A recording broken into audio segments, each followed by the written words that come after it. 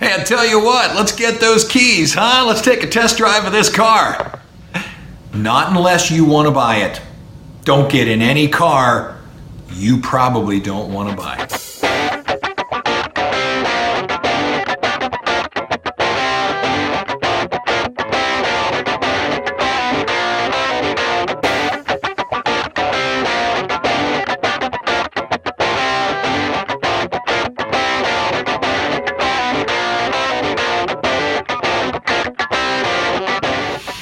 Greetings, welcome to another episode of Is This Going to Be on the Test? My name is Joe Burns, and I'm talking about the finances of life in this one. This is number 3, and I'll probably have a number 4.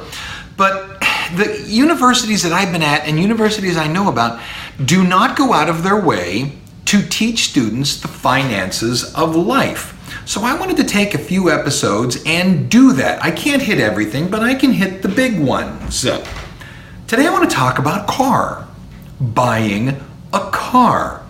And the reason I said right at the beginning, don't get in an automobile that you don't really want to buy and test drive it. And the reason I say that is, believe it or not, I sold cars.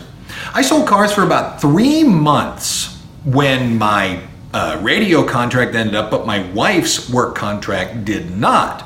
So I needed something to do. So this car dealership hired me and I sold cars for a little while. And it was really a nice job, it really is. But there's a lot of tricks. And one of the tricks that I learned was to sell a car, get the person in the automobile and make them test drive it. You tend to fall in love with the car. So look, don't get in a car and test drive it until you're positive that's the car you want. So, what about buying a car? Again, I can tell you this is just my opinion. I sold cars, I have owned cars. This is just Joe's opinion. What you should do in terms of buying an automobile, never lease. Don't ever lease an automobile. Now what people are going to say is, oh my God, yeah man, you got a lease. It's a lower car payment. Yeah, but you don't own the automobile. Oh yeah, but that's okay. You can turn it in at the end of 2, 3, 4, 5 years. Yes, but there's a tremendous amount of restrictions upon you in a lease. You're only allowed to drive 12 to 14 to 15,000 miles per year. And you say, well, I'm not going to do that. Really? You'd be amazed how quickly that locks up. And what happens is if at the end of that lease year you've driven more than 12,000, 15,000 miles, they're going to want X number of cents per mile, or they're going to want you to buy the car, which means you're buying the car twice. Run screaming from a lease. Now, if you're a much older human being, say my age, and you want a new car every year and you know for a fact you're not going to drive it, leases are wonderful. But for you, the 22 to 25-year-old college student, run screaming from a lease. I mean, hands in the air. Get out of there. Don't take a lease. Buy. And do not buy a new automobile. But why? Depreciation. Let's say you buy an automobile for $25,000 and they give you a loan and they're all pleased and they take that picture with the big giant bow on top of the car. We did it too. And maybe they're even going to send you a calendar with your picture on it with my new car. Yay! You take that automobile. It's $25,000. The second you drive it off the curb, it's probably worth $18,000. And I mean literally, the moment the back wheels leave that lot, it's probably dropped depreciation. 18 might be a little heavy. Maybe it's 20. Depreciation is not worth it. If you must buy a new car, purchase gap insurance.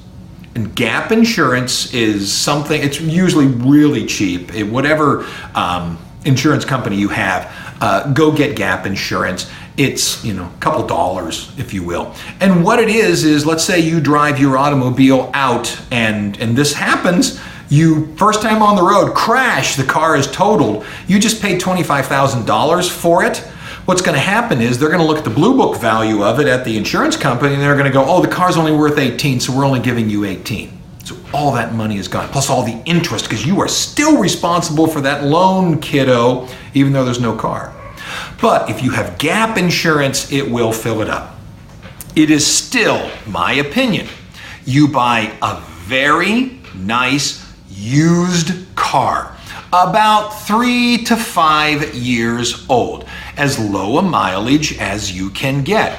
Why? Because at that point in time, the automobile is not going to have as large a drop in depreciation when you purchase it. Now, is the seller going to attempt to make a profit? Yes, of course. That's how they stay in business. But with a used car, you have a much higher chance of getting a much lower amount of money to pay. So look into automobiles. And by the way, there's no reason whatsoever you have to buy the day that you come on the lot. Go to another lot. Go to 5 lots. Find the 5 cars, one on each lot, that you think is the greatest thing in the world, and then go research them. And it's quick, Google search. What about this Ford? What about this Chevy? What about this Nissan, this specific brand?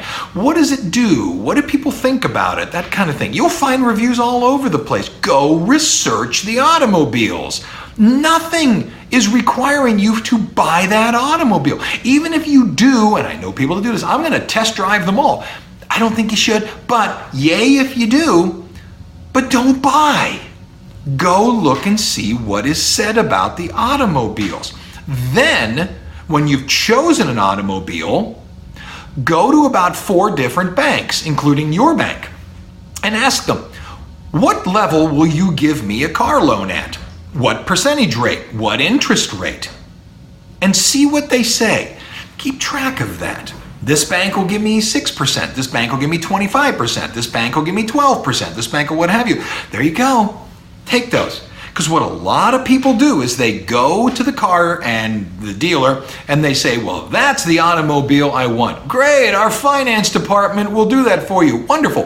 What's the rate that they're going to charge me? Oh, it's 14. No. No. This bank will give me 7. Either match it or I'm going back to that bank.